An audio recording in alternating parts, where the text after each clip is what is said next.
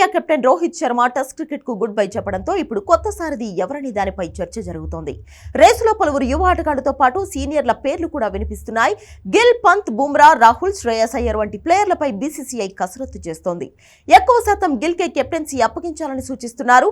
కానీ మాజీ ఆటగాళ్లు మదన్ లాల్, అనిల్ కుంబ్లే మాత్రం దీనిని వ్యతిరేకిస్తున్నారు.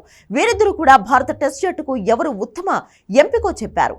గిల్, పంత్ కాకుండా బుమ్రాకు టెస్ట్ కెప్టెన్సీ బాధ్యతలు అప్పగించాలని సూచించారు.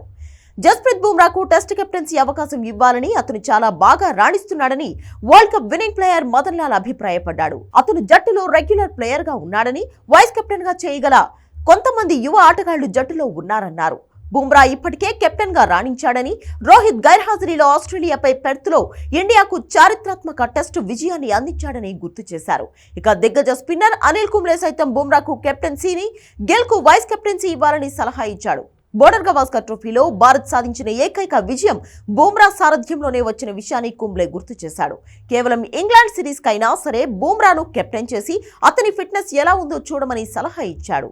బుమ్రా పలుసార్లు గాయాల పాలైనట్లు తనకు తెలుసన్న కుంబ్లే అతనికి ఒక అవకాశం ఇవ్వాలని అభిప్రాయపడ్డాడు.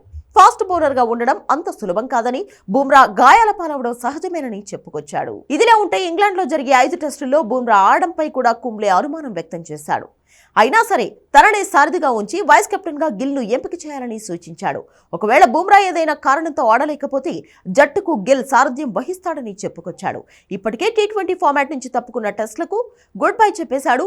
ఇకపై హిట్ మ్యాన్ వన్డేల్లో కొనసాగనున్నాడు. ఇదిలా ఉంటే జూన్ 20న మొదలయ్యే ఇంగ్లాండ్ టూర్ కోసం సెలెక్టర్లు వచ్చే వారం టీంను ప్రకటించనున్నారు. ప్రస్తుత వైస్ కెప్టెన్ బుమ్రాకు ఇప్పటికే కొన్ని మ్యాచ్ల్లో జట్టును నడిపించిన అనుభవం ఉంది.